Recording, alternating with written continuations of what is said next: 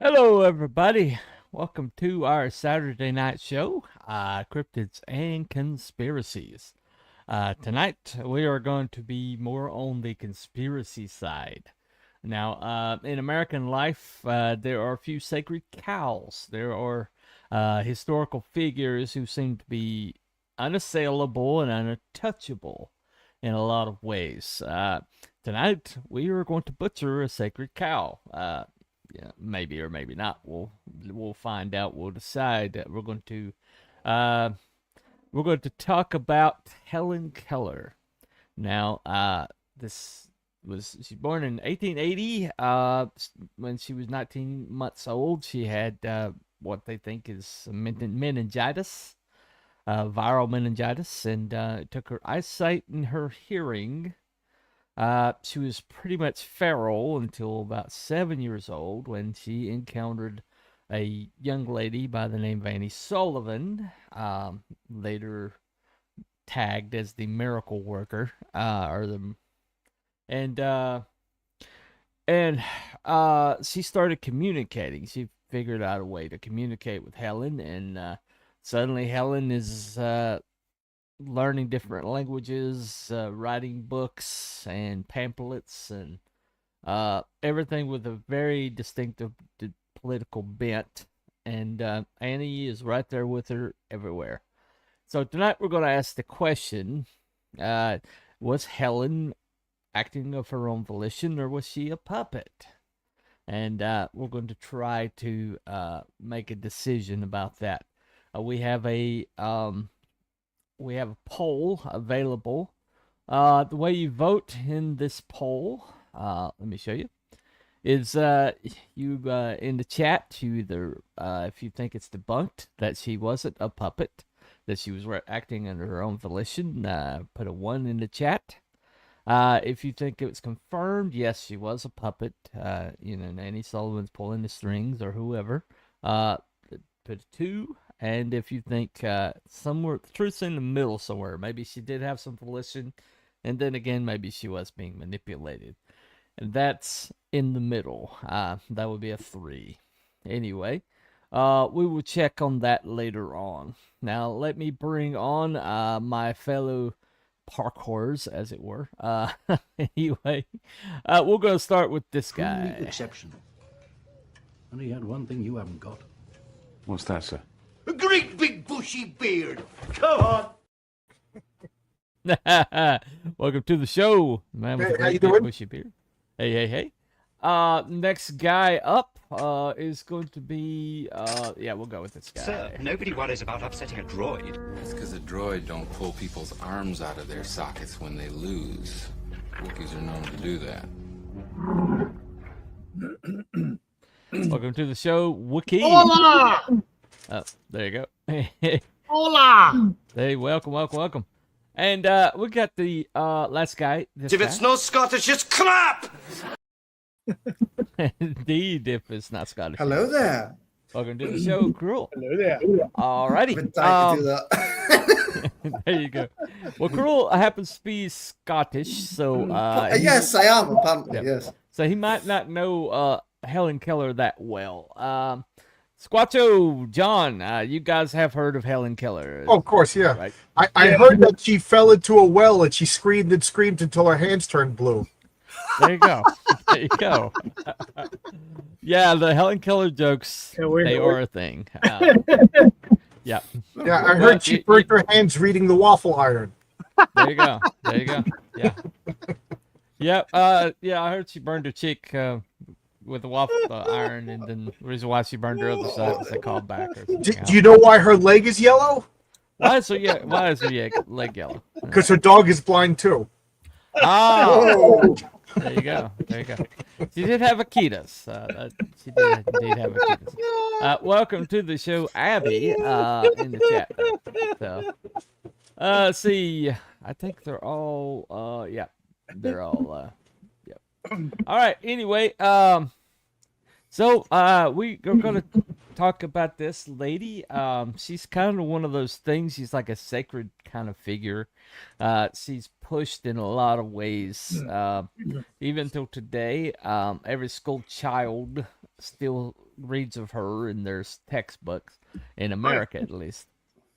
And so it's like, why is this person who lived from 1880 all the way to 1968, I think it was, why is she still a thing?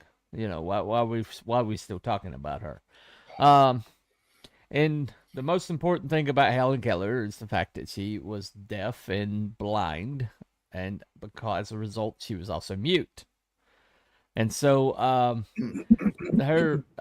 this lady named Annie Sullivan shows up, finds a way to communicate with her. There's a stage play that got turned into a movie that's got turned into she plays television. pinball, right? No, that's She's Tommy. a pinball wizard. That's Tommy. That's I knew there had to be a twist. Yeah. Anyway, so okay. So she actually gave speeches that we have some video of.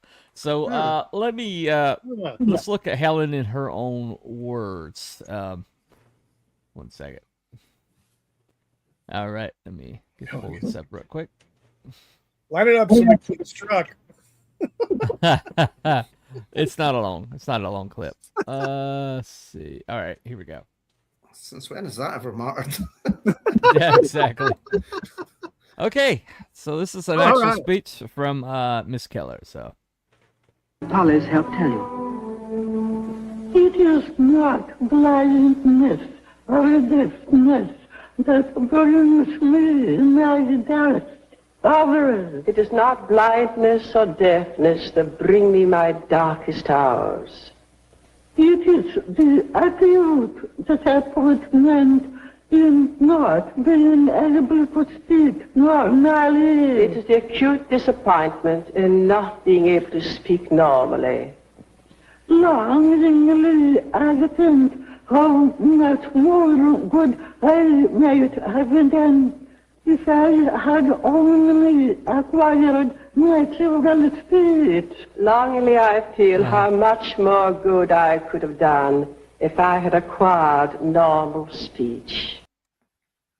okay, that's good enough. That's how cruel sounds to me.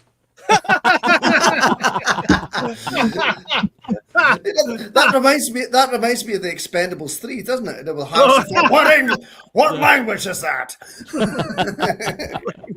Well, it reminds me of kind of like Kung Fu Theater, with the dubs. It's like, Yeah.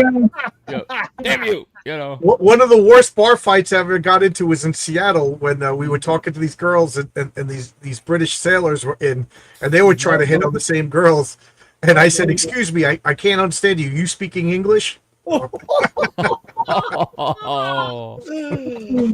Very large mute, and she reminds me of a kindergarten teacher. The very large mute. And yep, popcorn. Hey, Oh my goodness, yeah. From young Frank. Well, I mean, that basically it's like they only have like Anne Sullivan's word for.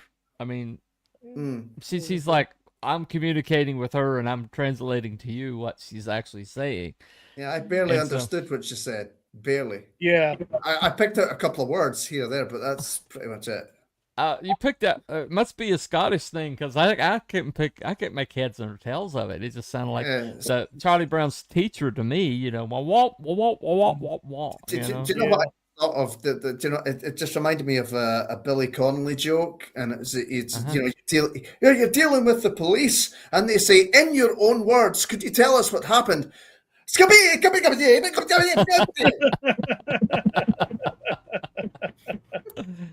Oh, Billy Connolly get away with that crap. Yeah, I was watching a Billy Connolly clip the other day. It's like they said they visit Scotland and it was raining. I was like, of course it is. It's Scotland. Yes, it's raining. Anyway, all right. Well, there's a very the kind of the heart of the controversy. Let me play this gentleman here. I think he says it better than I could. Anyway, here we go. That brings us to Anne Sullivan, coined by Mark Twain as the miracle worker. She came to the Keller family with a terrible backstory. Oh, She had severe visual impairment of her own. Her mother died at a young age. Her father abandoned the family. She grew up literally in a poorhouse, abject poverty. Sullivan was 20 years old when she showed up in Alabama to teach a 6-year-old girl she never met, with no formal training as a teacher of the deafblind. Helen Keller became her entire identity and livelihood from that day forward. From the beginning, Sullivan controlled Keller's education completely. What she learned, how she learned it, what ideas she was exposed to. When Sullivan married a Harvard-educated literary critic, he moved in and started to edit Keller's work, sometimes heavily by his own admission. So Keller's sole interpreter was married to a man with some serious literary skill, and they all lived together under the same roof. That's the household where Keller developed her politics. She became a committed socialist, a suffragist, and a co-founder of the ACLU. She praised the Russian Revolution, and by World War II had a line with the Communist Party. The idea that this happened in a vacuum, inside a household that had a socialist literary critic editing her words, that doesn't make much sense. In fact, Keller's 1912 essay, How I Became a Socialist, in it she wrote that Sullivan handed her the first book on socialism, not because she was a socialist, but only because she liked its writing style. Over time, Keller's politics ultimately went further left than either of the other two. So maybe her convictions were genuinely her own. But here's the problem. We can't verify much of Keller's thinking at all that didn't pass through Anne Sullivan first. Now, Keller infrequently communicated through others. She could type, and she did develop the ability to speak. Here's a bit of that. It is not blindness or deafness that burns me in my dark hours. It is not blindness or deafness that bring me my darkest hours. So for 33 years, every word Keller ever published went through Sullivan as the sole interpreter.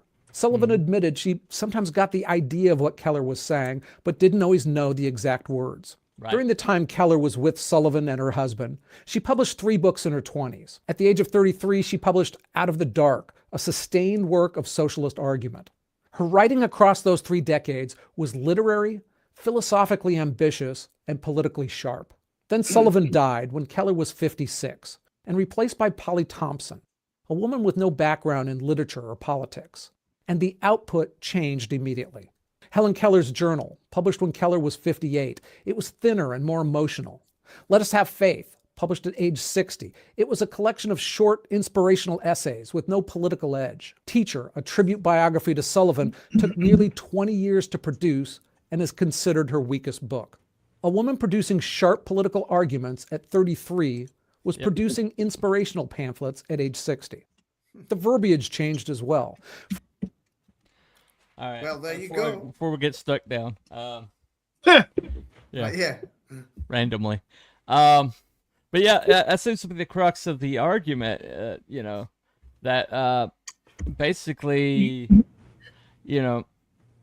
so from age 7 all the way through to she was 56, she had this other individual that was doing the translation for her. And hold on a second. I can't prove. I always thought Helen was inspiration Charlie Brown's teacher. I think it's a possibility. Yeah. Well, you have to. You notice the pattern with all the writings. When Anne Sullivan was involved, all the writings were socialist, communist commentaries that are part now of the nationwide, if not the global, feminist cult movement. No. Hey, Zach Tan. Yeah, she was a commie. No wonder she spoke gibberish. Yeah. There you go. Well, I mean, the fact that the first book that she published when she was 14 turned out to be almost completely word for word plagiarized from another work, and and so she was like the sacred pupil, or the apple of the eye of this school for the deaf, and that particular principal was like pushing her and pushing her and pushing her, and it was a big part of her reputation. And she gave it to him as kind of like supposed to be a gift, and he published it. And then later on, somebody's like, I know this work, and this is almost verbatim. And they went and checked. And sure enough, there's like entire passages of it. And so the excuse that Annie Sullivan gave was that it's cryptomnesia, which means that you have read something in the past and you regurgitated it into your own work, but because kind of passively and not realize that you were basically. But the problem is it was like verbatim passages recopied, you know. Yeah. And so they held a hearing, and he was the deciding vote, and he voted on her behalf. But then the rest of he had nothing to do with her like the rest of her life. And as a matter of fact, he told everybody she was a living lie. That's what he actually said. Yeah. But right after that, Annie Sullivan marries this, this writer editor who happened to be a socialist or whatever. And suddenly her writing got way more politically astute and more creative. Oh, yeah. And, she started producing a lot more work that had political edge to it. And, okay, hold on a second. Kermit had more agency with his hand up than Helen did with her hand. Okay. Alrighty. Thank you for that. It's not easy being green. Okay.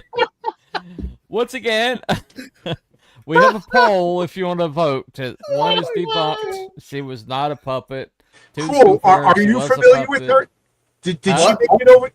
Did her fame make it over there to the United Kingdom? I've got no idea. Oh, you never heard of her? Okay. Yeah, because like maybe like Buddy says, she was like a sacred cow. There was a couple of people that you didn't you didn't want to slander. No. Right. Well, she did speak at Oxford and Cambridge, but that was more England and Scotland. I tell you, I think she's more famous because of all the jokes. I mean, like, yeah, there you go. And in terms of, there's different levels of deafness and blindness. Do we know what hers was? Complete. Comedy is willing to plagiarize you a lot about other things. I hope there's some truth to the legend for the girl's sake. It's probably exaggerated. Actually, I have a clip on that. On that, or what I just asked? Yeah, what you just asked. Okay. Right, here you go. You think of everything, don't you? I try to.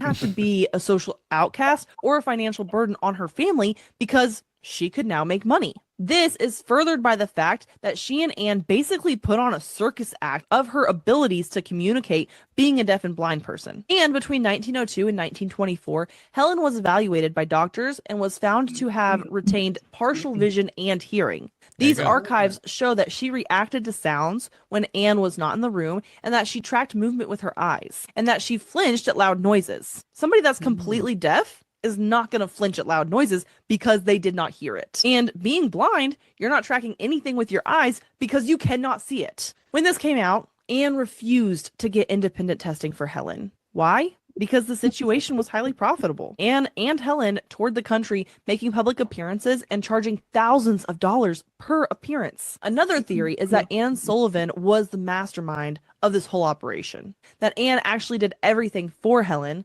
like completing the degree and writing the books, and gave Helen the credit because she was more disabled. And they were less likely to tell Helen no when she pushed for something during her activism. Anne was partially blind, but not all the way, so she understood the disability, but she also saw Helen as an opportunity. If Helen... There you go.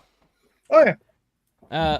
So I didn't see that. I saw that earlier, and I was like, I tried to find some and there was some actual documentation that indeed she was independently tested. But it wasn't because Annie allowed it. It was because people took it upon themselves to try her.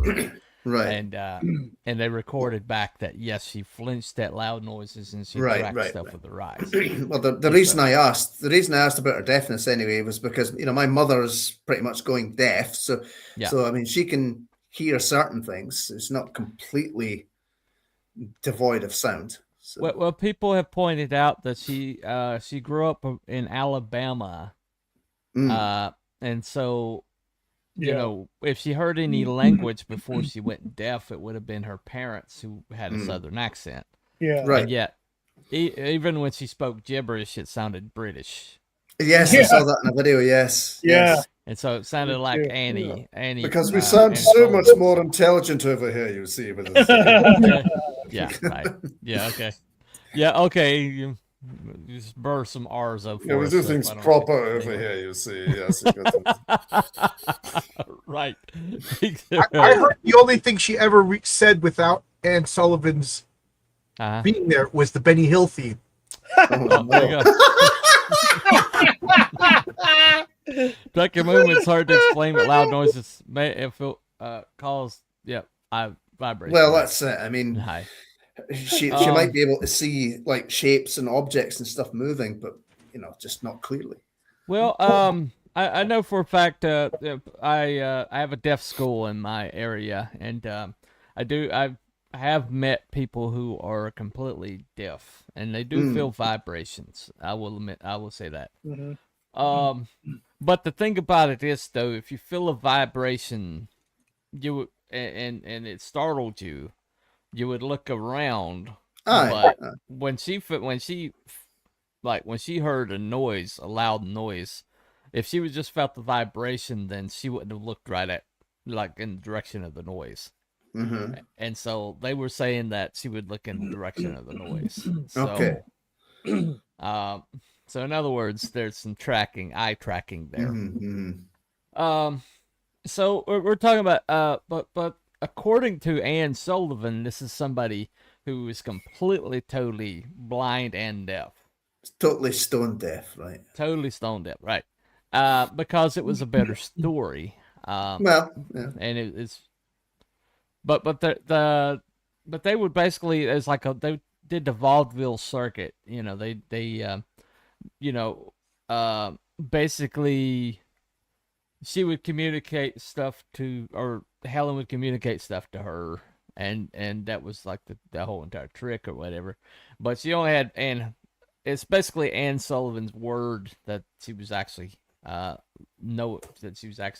speaking. Mm-hmm. So, you know, at the end of the day, she was taken care of financially. She was independently wealthy, and she was heavily involved with social causes, including eugenics. Oh, she joy. wrote a paper supporting a eugenicist, or a doctor who let a baby die because it was defective. And really, yeah, it was one of the biggest controversies of her lifetime. So it's like, you know, I mean, it wasn't that long into her own existence that she went deaf and blind. I'm just saying. Right.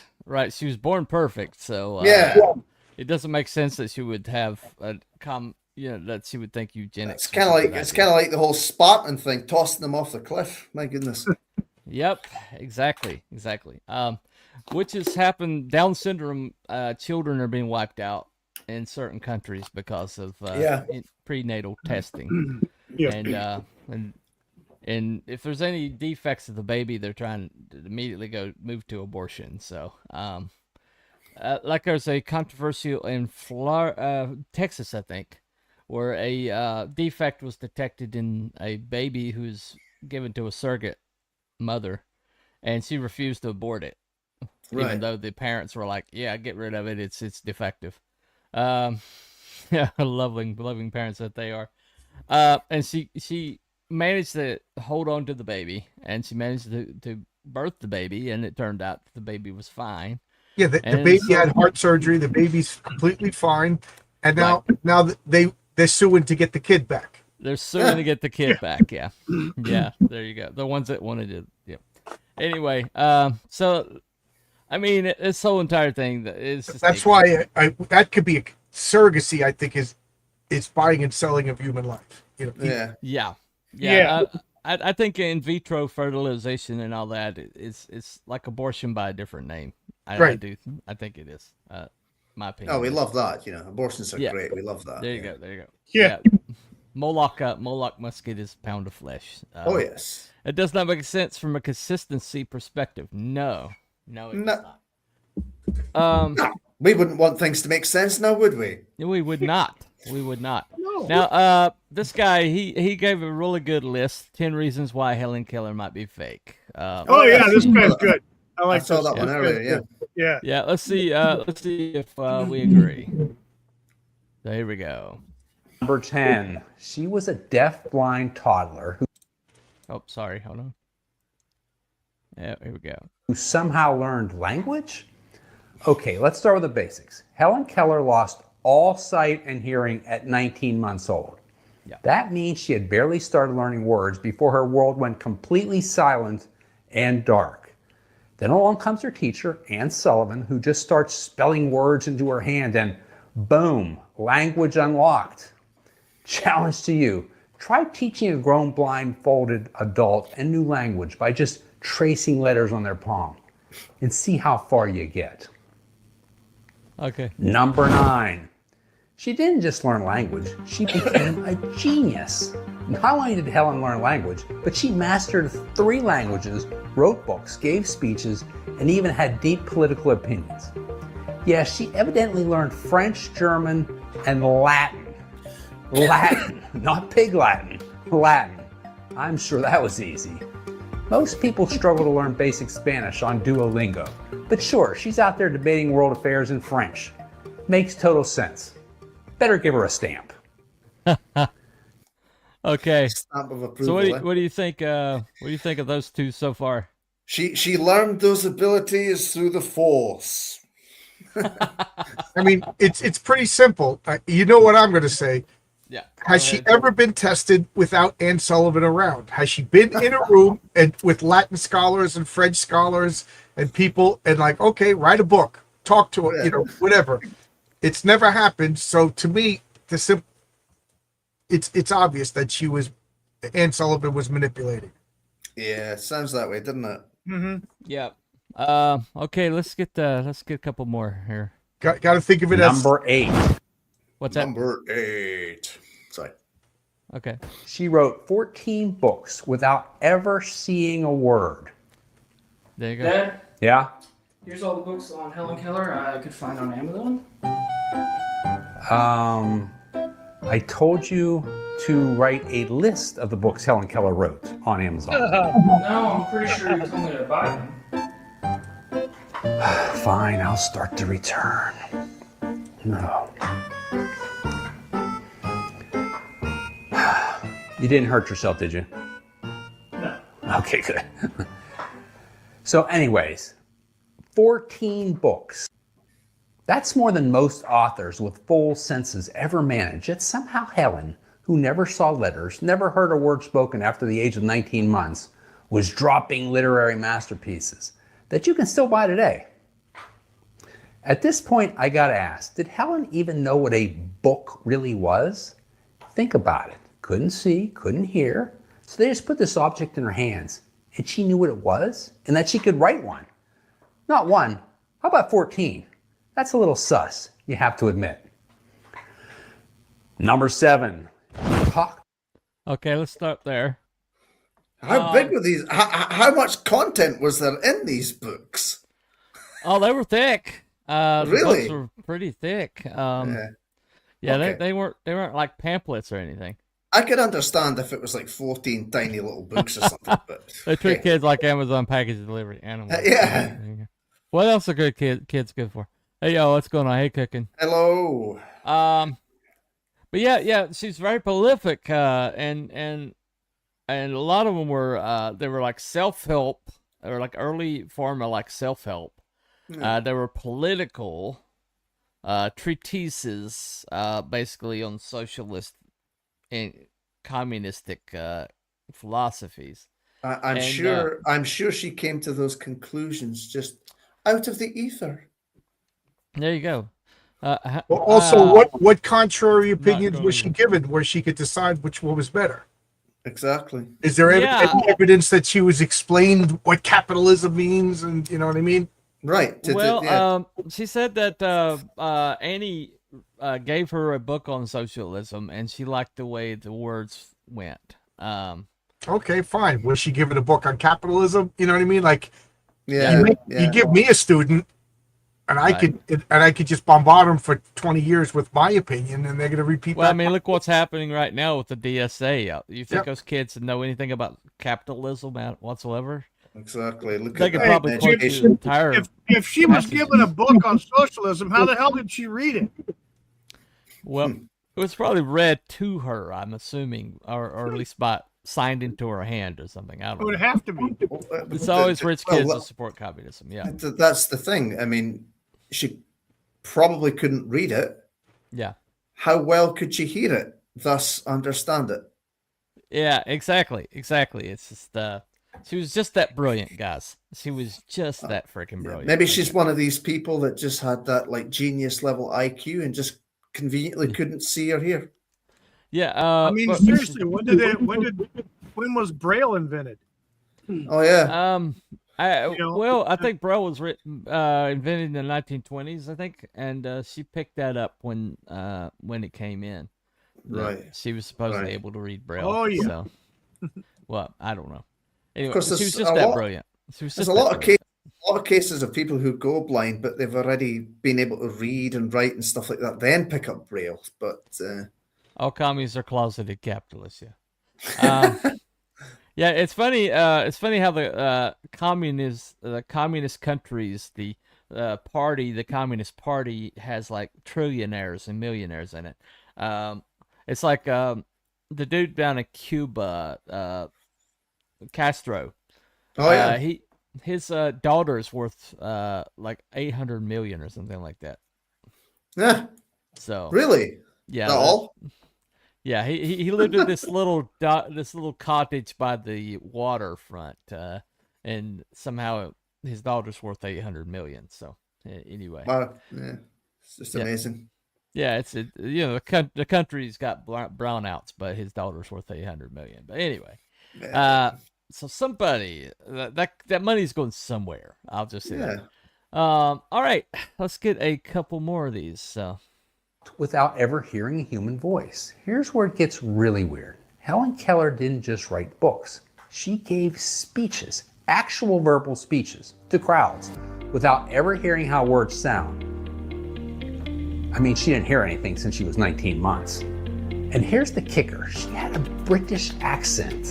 WTF? She was born in West Tuscumbia, Alabama. I don't know about you, but I've never heard someone from Alabama say, "Hello, mate." Even people who are born partially deaf struggle with speech. But Helen, who was completely deaf and blind, just casually developed perfect enunciation. Right. And the explanations we get on why this isn't unusual just don't hold water. But I do believe that an English accent makes you sound smarter. So good choice, Helen. Number 6, she had political opinions about things she couldn't experience. So let me get this straight. Helen Keller wasn't just literate. She was political. She supported socialism, women's rights, and labor unions. But how was she forming these opinions? Imagine you live on an island in the Pacific, your whole life alone. Would you have political opinions? She had no way to watch the news, hear debates, or read about whatever. Everything she knew had to be filtered through someone else. There's no chance these were her original thoughts.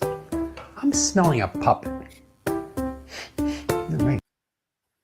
Okay. Yeah, well, that's the thing, isn't it? I mean, with having to rely on someone else, pretty much. And I don't know how much of her brain would develop. Right. You know. Will Comey hit this on the head right here. Yeah. It says Helen was more literate than a toddler. No more literate. No more literate. And capitalized on society and mostly women's fantasy of the inspirational victim, mostly their desire to care for them. It's subverted motherly care. Yeah. Tell me, Well, plus destroyed our freaking Western society, pretty much. But we're talking in the early 1920s, and she was getting speaking fees of over $1,000. Yeah. So that. How much were her mumbling fees? Yeah, well, I mean, Annie was getting the speaking, doing the speaking, but It's like mumbles from Dick Tracy, is it?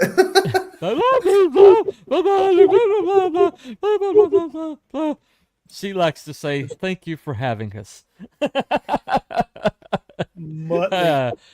Anyway, yeah.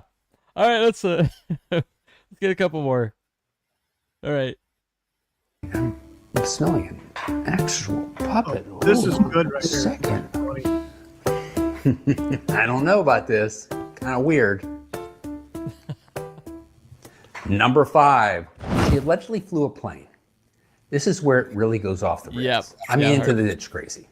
In 1946, Helen Keller allegedly flew a freaking plane. I barely trust people with perfect vision. She was a kamikaze pilot. You're telling me a deaf blind woman was up in the clouds like Top Gun? What's her nickname, Maverick? It was with the now defunct Pan American Airlines, so you don't have to cross them off your Expedia carrier. That's by the Defenders of the Keller story say she only flew straight and the captain was right there. So in essence, they are confirming this was a PR stunt, which could lead one to think that the whole Keller thing was all a PR stunt. Number 4, she read lips with her fingers. Yeah. So the narrative goes that Keller supposedly could read lips by touching people's mouths while they spoke. Try this experiment. Close your eyes, plug your ears, and touch someone's lips while they talk. Can you tell me what they were saying? I didn't think so. Yet Helen was somehow fluent in multiple languages, including Latin. Using this technique? Fishier and fishier. Okay. Yeah. Now the reason why this is an issue is because when different languages have like different pronunciation. Yeah. And that your lips are like moved completely differently. Opposite. Sometimes sentence structure.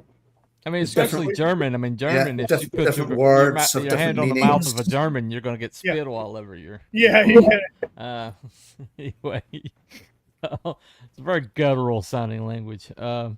Anyway, Helen sounded like Julia Child on the commode. Another person just have to read bookings and hear her speak, right? Guttural language. What, she's speaking Klingon? Yeah, no kidding. Commode. That's a good one. There you go. All right. Let's get a couple more here. Number 3. There's no video proof of her doing any of this alone. For someone so famous, there's very little unedited footage of Helen actually communicating without extensive help. Almost every clip shows her with her teacher, Ann Sullivan, guiding her hand. Did she really know what was happening, or was Ann feeding her information? Could Helen actually hear? If you had a miracle human able to do all these things, wouldn't you make a video archive for posterity? I know I would. While we can never know for sure, the lack of footage doesn't help the case. Number 2, her teacher was known for making things up. Ann Sullivan was the only person who could communicate with Helen for years, always through her hands. Thought experiment. If someone told you they had a dog that could communicate with them by holding their paw, would you believe them? What's that? Again, I wouldn't believe it if they said it's a dog, but All right, you got it. the thing about Helen Keller is there's no other person to verify this. It's it's either you accept Ann Sullivan's words or you don't. So I mean, again, you know me, I'm the skeptical one. Yeah, I'm the skeptical one of the four of us. So I mean I never really thought about it, Helen Keller, before. I didn't even know that she was into all this politics and everything. Yeah. But the more I'm seeing about this, the only conclusion that I can is that there was no scientific evidence of this. This was one woman's word. Now, if she really did have these beliefs and she really did have all this talents, Anne should have been, by all means, go into this other room. I'm gonna go downstairs to the cafeteria and have some coffee while you guys study and you know what I mean. But since that was never done, you know which side I have to go on. Well, fantastic claims require fantastic evidence, and there's no evidence. Yeah, there you go. Come on, Helen Keller was a freaking superhero. Come on now. That's Matt Murdock, the blind superhero. Right? Yeah, exactly. Matt Murdock. Yeah. She could write 14 books in 5 languages or 3 or whatever the hell it was. Right. There you go. And one of them in a dead language, evidently. So there you go. Yeah. So right. for it's clobbering time this Friday, we should do who would win in a fight, Helen Keller or Tommy? What about his own Tommy? He plays a mean pinball. Yeah, he plays a mean pinball. And you want pepperoni treats for dessert? I think we can do that. Wait, what? You also want to watch more Animal Planet? Okay, sounds good. And guess what? Anne had a history of exaggerating Helen's abilities. So the story is that Anne was known to tell some whoppers. She wasn't exactly George Washington in the honesty department. And people who met Helen often said she seemed confused or didn't respond unless Anne was there. There were also some who accused Anne of faking Helen's intelligence. Anne just isn't exactly a rock-solid witness. Number 1, she's the perfect inspirational story. But is that all it was? Let's be real. The story of a deaf-blind mute girl overcoming all odds is perfect Hollywood material. Yeah. Helen Keller became a brand, a symbol of triumph, a female icon of the highest order. But was she actually writing books, flying planes, and debating politics? Or was she just the face of an inspiring narrative controlled by the people around her? I believe Occam's razor gives us the answer. So there you have it. The top 10 reasons Keller may have been a whole lot of showbiz. Was Helen Keller? Alrighty. I mean, you got Helen Keller, who was one of the poster children for the suffragettes, the whatever you want to call them at the time, basically feminists. Yeah. Well, she co-founded the ACLU. And and then you got, the other icons of that exact era. They were contemporaries, were Margaret Sanger and Carrie Nation, all fucking communists. No. Yeah. Thank you. Weird World Comedy. Yeah. Yes. Okay. Cool. We gotta. Yeah. Well, guess I'm gonna tell women I read lips. Oh no, not those lips.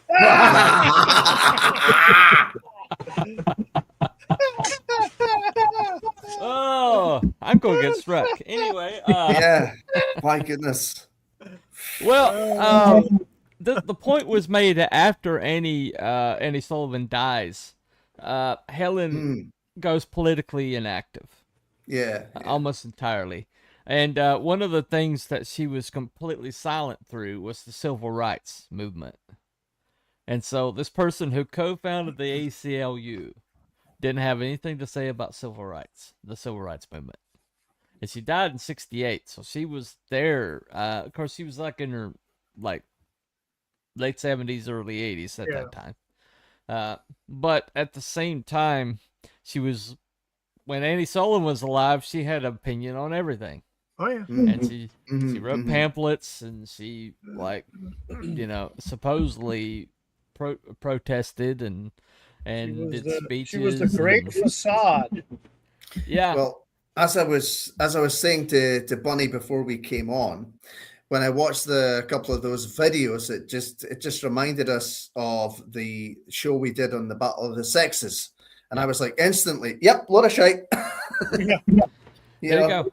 And so we keep running into these hoaxes that we're told that we're not supposed to question, and they always benefit the exact same political side.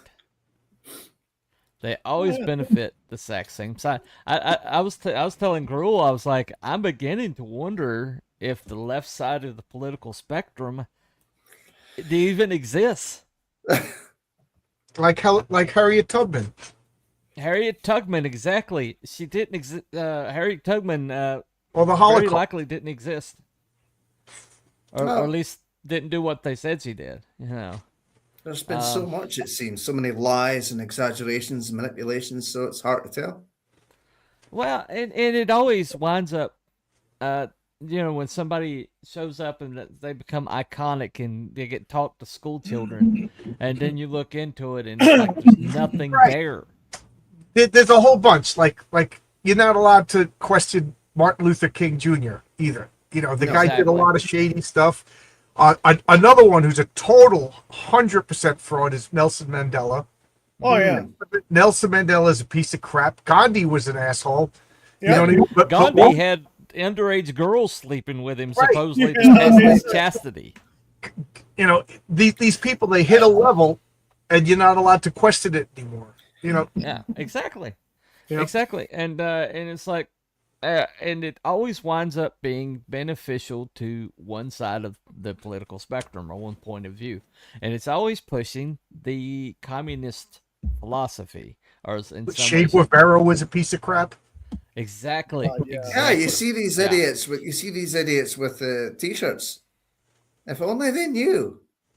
It's like you are aware Che Guevara was like murdering LGBTQ people, he was. right? Yeah, he was. That he had a particular hate on for him, and oh yeah. actually, I remember arguing with millions people. Killed. Yeah, I remember arguing with people about Nelson Mandela. Nelson Mandela was told, "We'll let you out of jail if you tell your wife Winnie to stop killing these people," and he said no. Why? Because jail was better than being with his wife Winnie. Yeah, he was so bloodthirsty that he had a pool and he had servants in jail. Yeah, they literally had to depose her because she was so bloodthirsty. Oh, yeah. Yep. Hey. What are the odds that Barack Obama's mother just happened to be the secretary for the director of the CIA? What are the odds? Yeah, imagine that. Amazing. It's amazing. It's some of these amazing how connections. Barack Obama had the same freaking Social Security number of a deceased guy that died in Illinois. Imagine the hell out of that. and why did what did people in Kenya say? Oh yeah, we know who that is. Anyway, don't even get me started on Amelia Earhart. Men already made it around the world in World War I in one occurrence in 2 weeks, and here we are decades later still searching for her. Wasn't the point that she was the first woman to do it, That's and then it, she fellas. didn't make it? Yeah. Well, there's actually an Australian woman who actually flew further and longer. But there you go. We don't know much about her. She wasn't pushed because she wasn't a Maine girl, Maine liberal girl. Anyway, so I mean so the possibilities are that Helen Keller went deaf and blind at 19 months old. Right. And this woman comes out of the woodwork named Annie Sullivan, who had no training with mentally handicapped adults or disabled children, but she shows leftists. Let's just shit. Yeah, leftists. Okay. But she shows up and somehow she figures out how to communicate with this girl who at 19 months old would not have known anything, any words, would have not known any concepts. And somehow she got her to understand that, oh, this is water. And that's what water is. And now she was feral till about 7 years old, they said. Yeah. So completely. what her name wasn't even in the picture yet. There you go. Oh my goodness. This would be this would be. There you go. This would be what? An early case of grifting? Okay. Well. So the narrative is that this woman who had no experience with handicapped children somehow managed to communicate with this young girl who had absolutely no language skills or no concept of what communication was, and somehow that young girl managed to start publishing at 14. Like 7 years later, she started publishing. And somehow, some way, this young girl who could not hear, could not see, supposedly learned 4 different languages and got involved with the suffragette movement, got involved with the ACLU. And women wouldn't lie about this kind of thing, right? Of course not. And no, never happened. Never Don't happened. lie about anything. Believe all and women. would only speak with this woman was in the room with her interpreting. And also when that woman died, she suddenly decided, I don't want to do anything with politics anymore. And it was reputed by people who actually met her when Annie wasn't in the room, she seemed confused. Right. Okay. And it was also determined that she did have some eyesight and she did have some hearing. But it wasn't because Annie allowed it. It was because people took it upon themselves to find out. Okay. So the possibility. She's absolutely super genius. 2, Annie was behind the whole entire thing. Or 3, Helen was faking being feral. And she did have some hearing and she did have some eyesight. But Annie basically was leading her around. And she was just...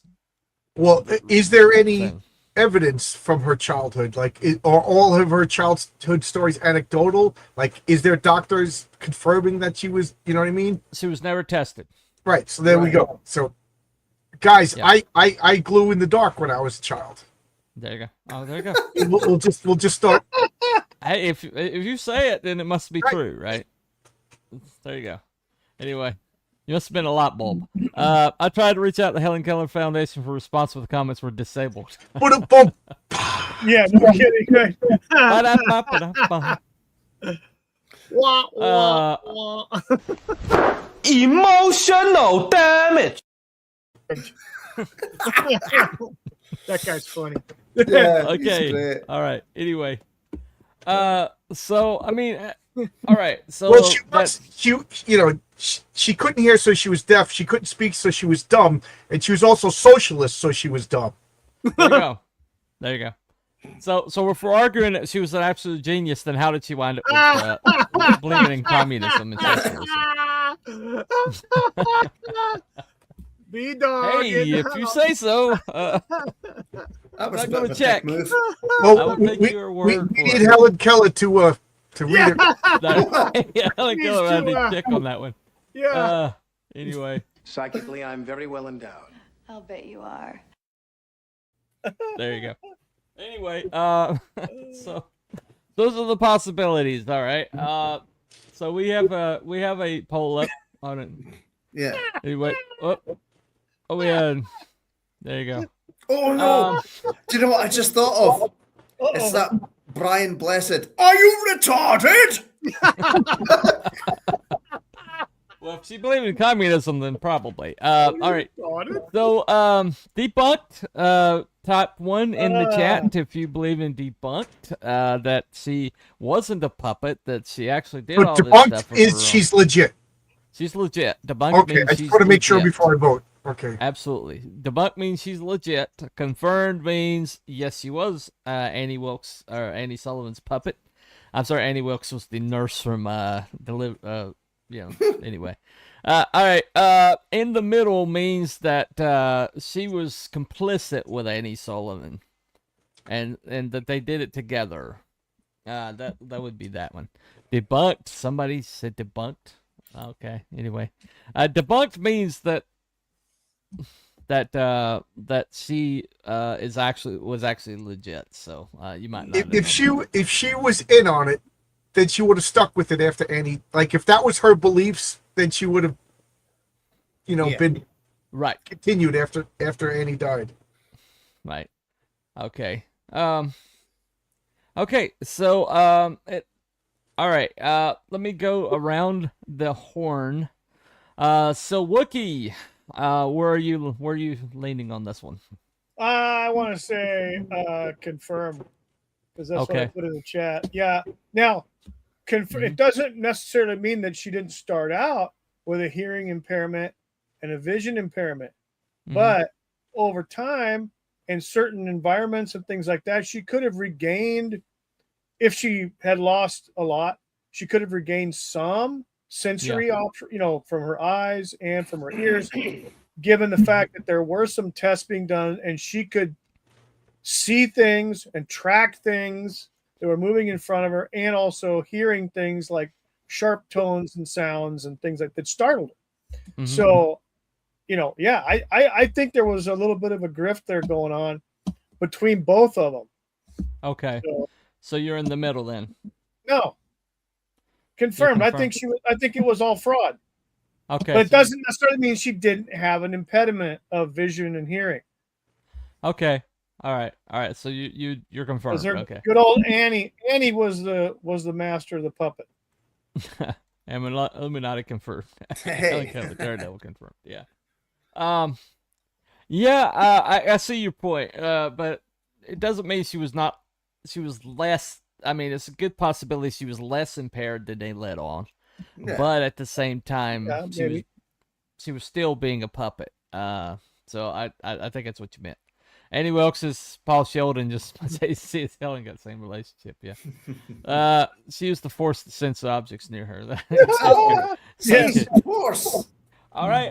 Yeah, 'cause everybody knows blind people make the best martial artists. We've all seen John Wick. Yeah. Oh, yeah. There you go. Absolutely. John Wick. There you go. Yeah. I wonder what she could do with the a one with pencil. Rutger Hauer is one of my favorite martial arts. Yeah. movies of all time. Yeah. That was completely What's that one? supernatural. No. I can't remember as Yeah, I can't remember the name of it, but it was a movie where Rutger Hauer played a soldier. Blind Fury. Blind Fury. I think I've seen it. I might have. Yeah. Something know about it.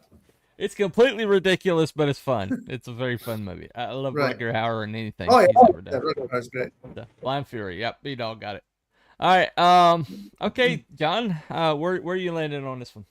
I believe she was a handicapped person, and then Annie. Maybe I don't know. I don't know if she started out like, "Hey, I'm going to scam everybody," or I think Annie got it, started teaching her, and then maybe it got out of control, and you know what I mean? Like, yeah. Otherwise, we got to think that Annie was like a super genius. Like, you know what I mean? So I think it's one of those things that she probably believed it at first. Look, I'm teaching her this. And it was, oh, look, she's saying this stuff. And next thing, she's making money. And then you got to confirm it. So I think Helen Keller was a puppet. Okay. But I don't think it's one of those things that spiraled out of control. It might have started out that way. Okay. Correct. Like I'm not going to give Annie the benefit of the doubt and think that she was a Lex Luthor from day one. Right. I think it's just one of those things, kind of like, Nelson Mandela. That spiraled out of control. Yeah. Right. I'd pay to see Helen Keller Demon Hunter. I want to see an insert of Helen Keller and Forrest Gump. Yeah. Okay. All right. Well, I mean, it's a possible timeline. Okay. Annie Sullivan actually reaches Helen Keller. And maybe they didn't know that she actually could see and she could hear some. But when she started communicating back, suddenly the narrative, started getting spread in the press. And suddenly they became famous. And suddenly it's like, oh, you're the miracle worker. I mean, she was called that by Mark Twain. And so this thing became a monster, and then and here she is with her socialist causes. Well, Mark Twain was a fraud too, because he was really Samuel Clemens. Mark Twain never existed. Samuel Longhorn Clemens, yeah. Right. Yep. Samuel Clemens. At least he did his own writing, though. All right. Okay, Carol, what are you thinking about, my friend?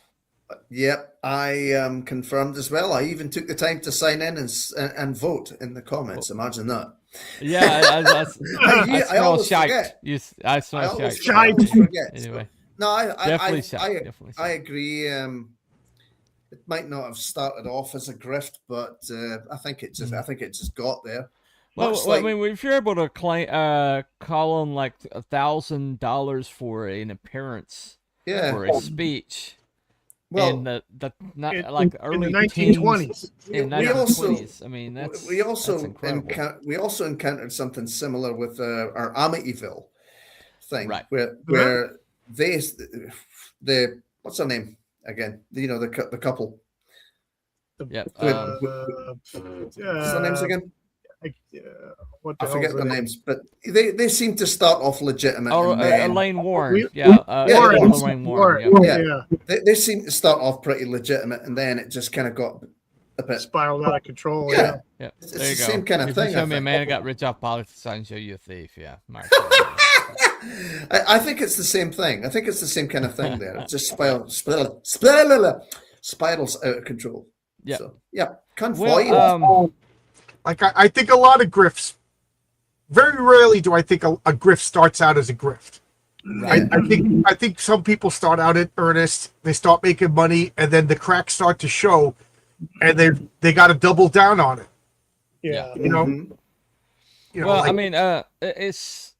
I think there's a lot of situations where somebody seems sincere at the start of it, and then as it goes on and goes on, and they just get they just start going off the rails. Yeah. And it just like Bernie spirals out of Sanders. control. Do you honestly think that guy believes in his own stuff? You know what I mean? But he can't admit that he's full of crap. You know that's the end of his political career. The guy's got like 4 houses now. I mean, Right.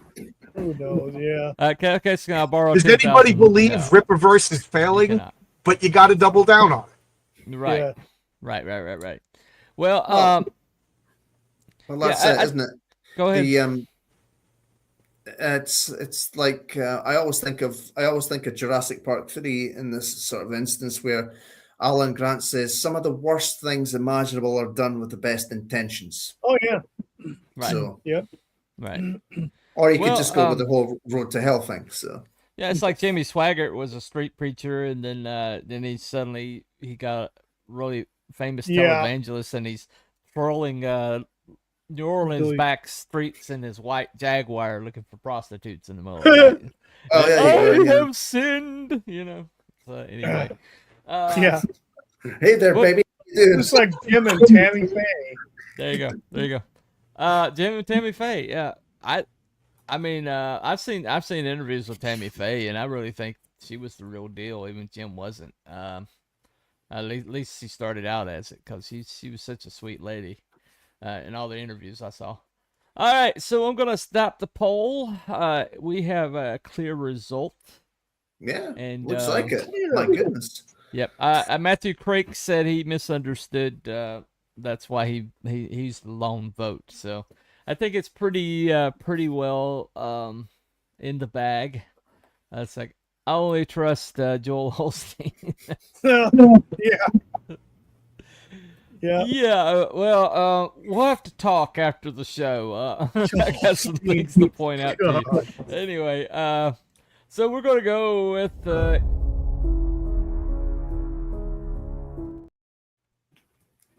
Definitely a puppet. But you know, I think she's pretty much a prime example of one of these sacred cows that in society that we get that are basically like, oh, this is established.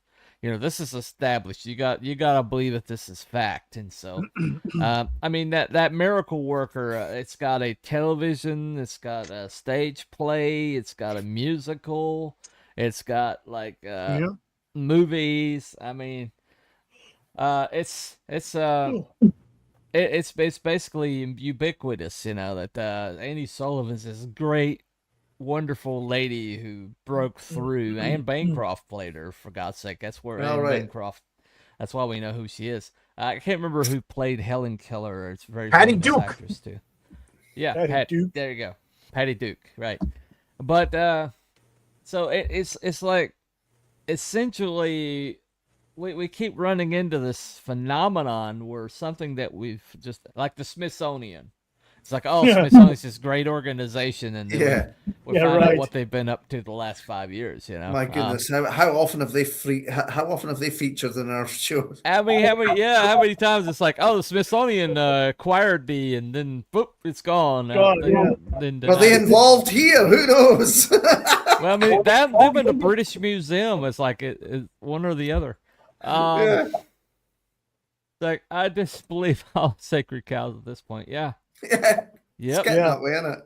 Yeah, I mean, it's getting that way. I mean, it's like all of these people that are basically modern day saints that you're not allowed to question or whatever. You find out, Martin Luther King was a communist. Well, there you go.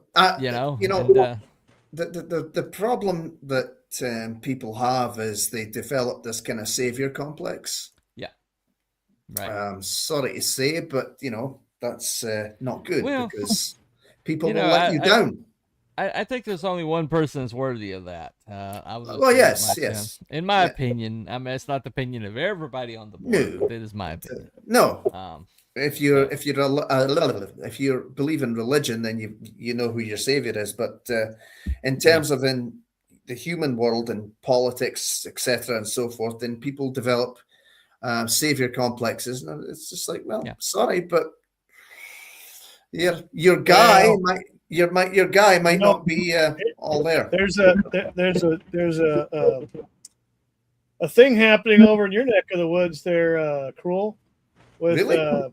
Stuff?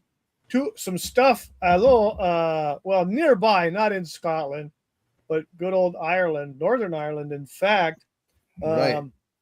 The good old Catholics and the Protestants have got together. I know. They Imagine have that. come together. There's a bigger threat. There's a bigger threat. Yeah. Yeah. So the IRA and the UDF and UVD or VBF have all come together. So the people were killing each other back in the day. The Protestants and Catholics. The Catholics were for independence. The Protestants they were in favor of the British government. Blah blah blah.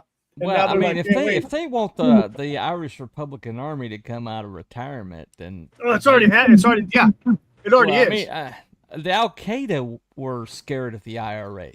Oh yeah, come on, guys. We know that they handed in all their guns. Yeah, right. Yeah. Well, I mean, IRA they flat out did nail bombs. Okay, I mean, they were heinous, man. They were heinous as crap. Anyway, both sides of those groups, anyway, the Protestant side and the Irish side, and they were fighting each other. Right. It's like the YouTube chat's pulling some BS. The chat's empty except for participants on the panel. No, we're streaming two different channels. So StreamYard's, all the channels are so people that are watching this on Cooper's are seeing only Cooper's chat. People who are watching this on mine are seeing mine. Yeah. Yeah, we had the same thing last week, so yeah, it collates everybody over there. That's how everybody's able to vote in the poll. Yeah. All right. So thank you guys for coming. It's been a great show. My proposal for the next show was Nixon's setup. Oh, good one. Is that agreed? Would be a good one, yeah. Okay. I'm so next show, I guess we're gonna find out. A guy who's unlike Helen, who's like made a saint. We got a guy who's made a total villain, and so we're going to talk about, was he as bad as they say? We already did McCarthy, so we might as well talk about Nixon. Like Spock said, sometimes you need a Nixon to go to China. Yeah, exactly. Yeah. There you go. That's right. All right, so thank you all for coming, and we will see you all next week. Yep. Next 2 weeks. I'm sorry, week after next. Week after. Yeah. So that's so sweet. Anyway, one more. Read Conquest of Violence. Glazes Gandhi's nonviolent approach to his real-world history tells a much different story. Master of provoking others to violence, just not himself. Yeah. And his hunger strike was a little bit sus. We'll just say that much. Plus the whole underage girl sleeping with him. Well, have you seen Indian food? He just didn't want to touch it. There you go. Who'd want to eat that stuff anyway? There you go. That's why they use curry so heavily in their shit. Yeah. Shit yourself. Kill the taste. Make sure you have plenty of toilet paper. Okay. Yeah, anyway. Exactly. All right. Bucket. So, all right. Anyway, yes, we'll have more beating the dead horse. Okay. In 2 weeks from tonight. All right. Week after next was Nixon set up. We'll talk about that one. All right. All right. No, we're beating the dead horse. Yeah. All right. Anyway, we'll see you guys next time. Bye, everybody. Bye, everybody. Bye, everybody.